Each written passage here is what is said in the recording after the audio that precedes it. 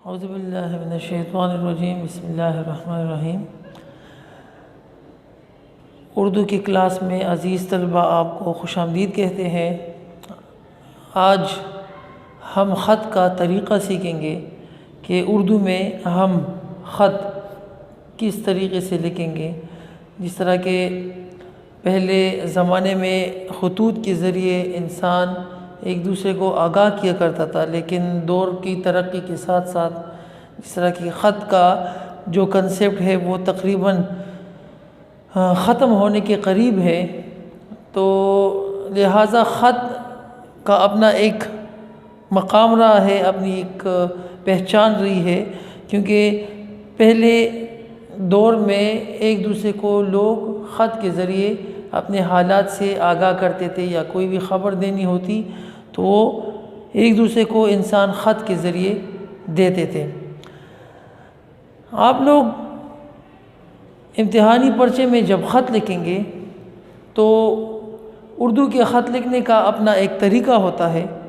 اس طریقے کو اگر آپ فالو کریں گے، اس طریقے پر آپ خط لکھیں گے تو لازمی بات ہے کہ آپ لوگوں کو اچھے نمبر ملیں گے۔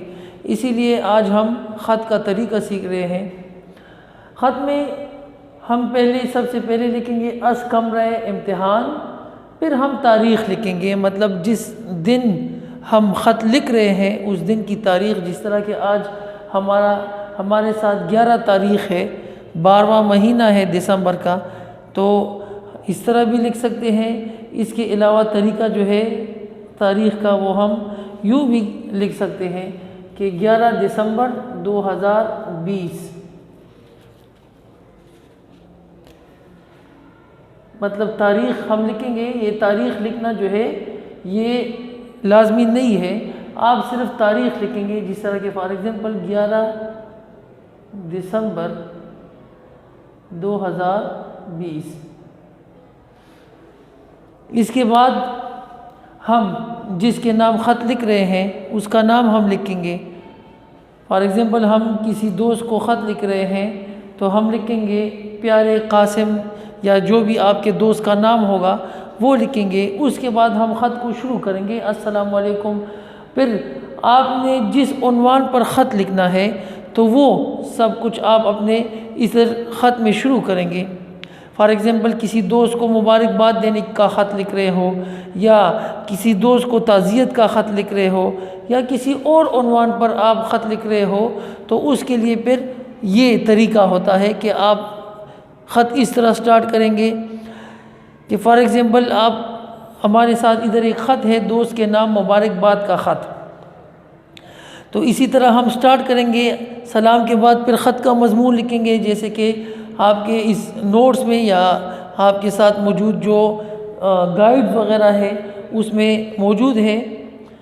کل ٹیلی ویژن پر مقامی خبریں دیکھ رہا تھا، اس دوران آپ کے نتیجے کے اعلان کی خبر آ گئی۔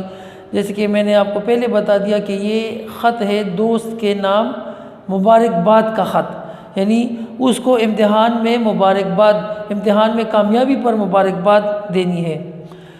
اسی لیے اس میں پھر آگے ہے کہ آپ کا رول نمبر تو میرے پاس موجود تھا، فوراً انٹرنیٹ پر نتیجہ دیکھا تو دل باغ باغ ہو گیا۔ آپ نہ صرف اپنے اسکول میں اول آئے ہیں بلکہ پورے بورڈ میں آپ کی 5ویں پوزیشن ہے۔ آپ کو اپنی محنت کا پھل مل گیا ہے، میری طرف سے آپ کو بہت بہت مبارک ہو۔ آپ شروع ہی سے جس انداز سے امتحان کی تیاری کر رہے تھے اس سے مجھے اندازہ لگ رہا تھا کہ آپ کی ذہانت اور محنت رنگ لائے گی۔ کاش آپ کی طرح میں بھی اتنا ذہین ہوتا۔ آپ کی بڑی خوبی یہ ہے کہ قابلیت کے ساتھ ساتھ آپ اچھے مقرر اور بہترین کھلاڑی بھی ہیں، نماز کی بھی پابندی کرتے ہیں۔ اللہ تعالیٰ آپ کو پوری زندگی شاندار کامیابیاں دے، نماز کی بھی آمین۔ فی الحال تو میرے امتحانات ہو رہے ہیں، آج اردو کا پرچہ ہے، امتحان کے بعد آپ کو مبارکباد دینے اور آپ سے مٹھائی کھانے آپ کے گھر آؤں گا، ایک بار پھر مبارک۔ پھر آخر میں ہم خط کو ختم کرنے کے لیے ہم لکھیں گے والسلام، پھر آپ مخلص، مطلب آپ جو ہو اپنے دوست کے ساتھ مخلص ہوتا ہے ہر انسان، تو اس کے بعد پھر آپ لوگوں نے اپنا نام لکھنا ہے۔ ادھر نام لکھنے کی ضرورت نہیں ہے، لیکن اس لیے میں نے ادھر نام اس لیے لکھا ہے تاکہ آپ لوگوں کو پتہ چلے کہ آخر میں جو ہے وہ جو ہم کلام ہوتے ہیں خط میں ان کا ہم نام لکھتے ہیں۔ فار ایگزامپل آپ خط لکھ رہے ہو تو آپ کا نام فار ایگزامپل احمد ہے یا جو بھی ہے، تو آپ اپنا نام ادھر مینشن کر لیں، ٹھیک ہے سر۔ اس کے علاوہ آپ جو ہے دوست کے نام تعزیت کا خط، یہ آپ کا ہوم ورک ہو گیا۔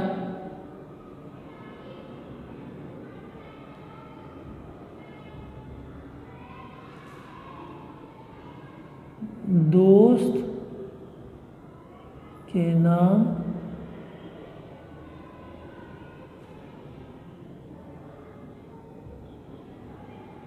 تعزیت کا خط۔ تعزیت کہتے ہیں افسوس کو، مطلب اس کے ساتھ کوئی سانحہ پیش آیا ہے، کوئی حادثہ ہوا ہے، تو آپ اس کو اپنے دل کے غم سے آگاہ کرنے کے لیے ایک خط لکھیں گے جس میں آپ ان کے ساتھ ان کے غم میں شریک ہوں گے۔ تو یہ آپ لوگوں کا ہوم ورک ہوگا۔ امید ہے طلباء کو سمجھ آ گئی ہوگی۔ انشاءاللہ جب آپ لوگ فزیکلی اپیئر ہوں گے اسکول میں تو یہ ہوم ورک پھر آپ لوگوں کا چیک کیا جائے گا۔ والسلام۔